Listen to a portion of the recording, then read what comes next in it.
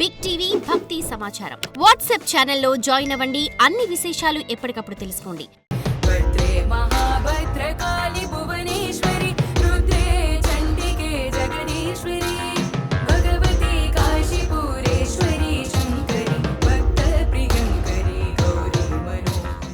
నమస్కారం గురుగారు. అఖండాయురారోగ్యైశ్వర్యాభివృద్ధిరస్తు. గురుగారు, మరి నవరాత్రుల్లో 4వ రోజు అమ్మవారి రూపం ఏంటి? అమ్మవారికి ప్రీతికరమైన అంటే చీరలు చాలా మంది కూడా మనం ఇందాక గత వీడియోలో మాట్లాడుకున్నట్టుగా మరి అమ్మవారికి ఆ రోజు ఏ రంగు చీర కడితే మంచిది అంటారు? కాత్యాయనాయ విద్మహే కన్యాకుమారి ధీమహి తన్నో దుర్గే ప్రచోదయాత్. నా మంత్రంలోనే మీకు అర్థమైపోయి ఉంటుంది. ఈరోజు మనకి కాత్యాయని దేవి అలంకరణ, గురువారం రోజున విశేషమైనటువంటి అలంకరణ అమ్మవారిది. మనకి సోమవారం నుంచి బ్రహ్మాండంగా నవరాత్రి ఉత్సవాలు ప్రారంభమై సోమంగళ బుధ గురువారం రోజున కాత్యాయని అమ్మవారి దాకా వచ్చేసాము.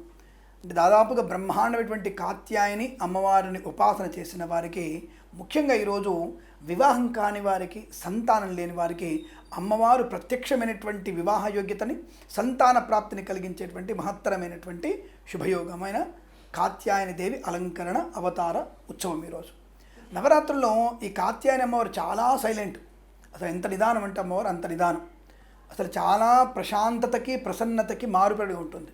చాలామంది సరస్వతీదేవి అనుకుంటారు, ప్రసన్నత అన్ని కూడా అమ్మవారు అనుకుంటారు. అమ్మవారు ఒక రూపం తెలుస్తుంది మనకి. చండీ ఉపాసనలో ఇలాగే చండీ పాలన జరుగుతుంటుంది. చండీ పాలనలో సరస్వతి చేసేటువంటి భయంకరమైన రూపం, మనం భయంకరమైన యుద్ధం చేయడానికి ఆవిడ తీసుకున్నటువంటి స్థితి గొప్పగా ఉంటుంది. సరే, ప్రస్తుతానికి కాత్యాయని దేవి చాలా సరళమైనటువంటిది, సున్నితమైనటువంటి స్వభావము, ఎవరిని నొప్పించక తానొవ్వక తప్పించుకు తిరిగేటువంటి గుణం ఉన్నది కాత్యాయని దేవి. అటువంటి కాత్యాయని అమ్మ చూడడానికి లాలిత్యంగా చాలా సరళమైనటువంటి కనపడిన జ్ఞానవంతమైనటువంటి స్థితి, జరగబోయేటువంటి విషయాన్ని, జరిగిన విషయాల్ని ఏ రకంగా ప్లానింగ్ చేయాలి చెప్పగలిగేటువంటి శక్తి ఉన్న అమ్మవారు మనకి ఈ యొక్క కాత్యాయని దేవి. కాబట్టి ఈరోజు మనం కాత్యాయని రూపంలో అమ్మవారిని పూజించేటప్పుడు ఖచ్చితంగా మీరు అమ్మవారు ధరించవలసినటువంటి చీర, అంటే ఒక్కొక్కళ్ళు ఒక రకమైనటువంటి విషయాలు చెప్తూ ఉంటారు. అంటే కాత్యాయని దేవికి ఏ రకమైన చీర అంటే ఇక్కడ రెండు రకాల చీరలు ఉన్నాయి. అంటే కాత్యాయని దేవిని తెలుపు వస్త్రంతో మనం పూజించవచ్చు, అమ్మవారికి అలంకారం చేయవచ్చు. రెండవది చిలకాకు పచ్చ కూడా అమ్మవారికి అలంకారం చేయవచ్చు కాత్యాయని అమ్మవారికి. కొంతమంది ఈ బంగారు వర్ణం ఉన్నటువంటి, అంటే సువర్ణ బంగారు ఉన్నటువంటి వస్త్రాన్ని కూడా కడుతూ ఉంటారు. అంటే ఇది కట్టాలని ఇక్కడ శాస్త్రం చెప్పబడలే. అమ్మవారికి ఇష్టమైనటువంటి వర్ణం అనేది కాస్త ఆకుపచ్చని వర్ణం, చిలుకాకుపచ్చ వర్ణమైనటువంటి వర్ణాన్ని కడితే చాలా మంచిది. కాబట్టి ఇక్కడ ఏ వస్త్రం ధరించినా దానికి పెద్ద దోషం అనేది ఏం లేదు. కాబట్టి హాయిగా మీరు ఆ వస్త్రంలో మంచి అలంకరమైనటువంటి అనుకూలమైన వస్త్రాన్ని ధరింపజేస్తే మంచిదిగా చెప్పబడుతోంది. కాబట్టి నేను చెప్పడం, చిలుకాకుపచ్చతో ఉన్నటువంటి వర్ణమైనటువంటి ఒక వస్త్రాన్ని అమ్మవారికి కట్టగలిగితే, బంగారు రంగు ఉన్నటువంటిది, ఎరుపు రంగు బార్డర్ ఉన్నటువంటి వస్త్రాన్ని కడితే అమ్మవారికి ఈరోజు ప్రీతికరంగా ఉంటుందనే విషయాన్ని గుర్తుపెట్టుకోండి. గురుగారు, 4వ రోజు అమ్మవారిని ఏ విధంగా పూజించాలి అంటారు? ఈరోజు మొత్తం కూడా మనకి కాత్యాయని దేవి ఉపాసన ఉన్నది కాబట్టి ఈరోజు మీరు అమ్మవారిని అష్టోత్తర నామాలతో, కాత్యాయని అష్టోత్తరం ఉంటుంది, అలాగే మీకు దుర్గా అష్టోత్తర నామాలతో అమ్మవారిని పూజించడం. ముఖ్యమైనది లలితాపారాయణం. ప్రతినిత్యం కూడా లలితాపారాయణంతో అమ్మవారిని పూజ చేయాలి. దానివల్ల అమ్మవారి అది ఈరోజు మీరు అమ్మవారికి ఆవు పాలతో అభిషేకం చేస్తే, అంటే రోజు ఆవు పాలతో అభిషేకం చేయాలి, ఈరోజు ప్రత్యేకంగా ఆవు పాలతో మాత్రం ఎక్కువ అభిషేకం చేస్తే అమ్మవారికి ప్రీతి అయినటువంటి స్థితి పొందుకునే అవకాశం ఉంటుంది.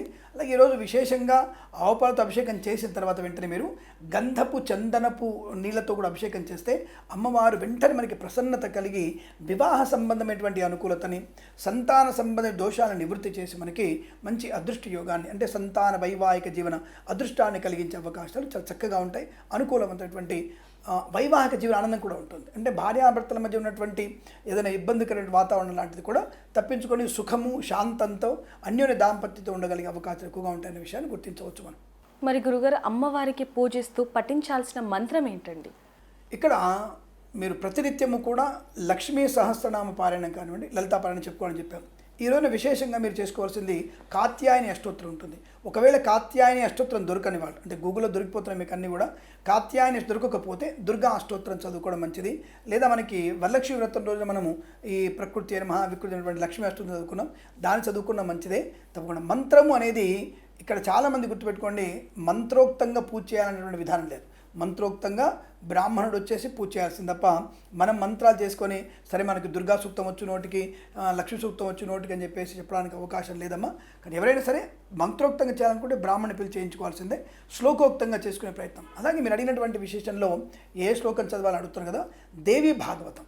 మీరు కనుక ఎవరైనా సరే ఆడవాళ్ళు దేవి భాగవతం బ్రహ్మాండంగా చదవగలిగితే అదృష్ట యోగం బ్రహ్మాండంగా ఉంటుంది. ఆ విధానంతో పూజ చేసుకునే ప్రయత్నం షోడశోపచార పూజ, అంటే 16 రకాల పూజలు ఉంటాయి. ఆవాహనం, ఆసనం, పాద్యము, ఆచమనీయము, పాద్యము, స్నానము, మళ్ళీ ఆచమనీయము, ధూపము, దీపము, నైవేద్యము, ప్రార్థన, అష్టోత్తరము, తర్వాత అర్చన, పాదసేవ, తర్వాత మంత్రపుష్పము, తర్వాత మంగళహారతి, ఇలా మనం 16 రకాల పూజల్ని అమ్మవారి చేసుకునే విధానం ఉంటుంది. కాబట్టి తప్పకుండా మీరు శ్లోకోక్తంగా మీరు చేసుకునే ప్రయత్నం చేస్తే అమ్మవారి ప్రసన్నురాలవుతుంది, మంచి అనుకూలవంతమైన ఆనందయోగం పొందుకోవచ్చును. మరి గురుగారు, అమ్మవారికి ఇష్టమైన నైవేద్యం ఏంటండి?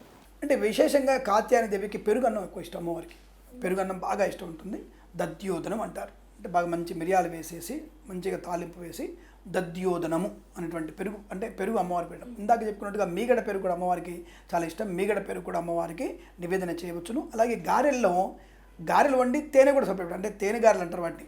గారెలు, మినపగారెలు పెట్టి తేనె కూడా ప్రసాదంగా పెట్టి ఆ మినపగారెలు, తేనె గారెలు పెట్టేసి అమ్మవారి నైవేద్యం పెడితే కూడా అద్భుతమైనటువంటి అమ్మవారి ప్రసన్నత పొందుకునే అవకాశం ఉంటుంది. ధన్యవాదాలు. శుభమస్తు, ఆనంద సిద్ధిరస్తు. For more videos like this, subscribe Big TV channel.